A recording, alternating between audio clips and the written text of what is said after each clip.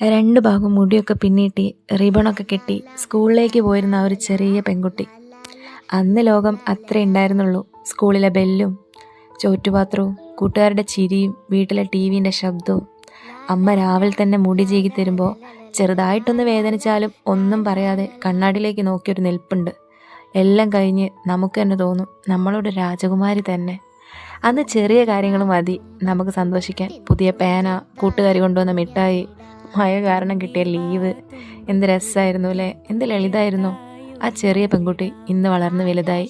അവൾക്ക് ഉത്തരവാദിത്തങ്ങളുണ്ട്, സ്വപ്നങ്ങളുണ്ട്, ചിലപ്പം പറയാതെ ഉള്ളിൽ ഒളിപ്പിക്കുന്ന വിഷമങ്ങളുണ്ട്. ചില ദിവസങ്ങളിൽ കണ്ണാടിക്ക് മുമ്പിൽ നിൽക്കുമ്പോൾ രണ്ട് ഭാഗം മുടി പിന്നിട്ട ആ പെൺകുട്ടിയെ നിങ്ങൾ ഓർക്കലില്ലേ?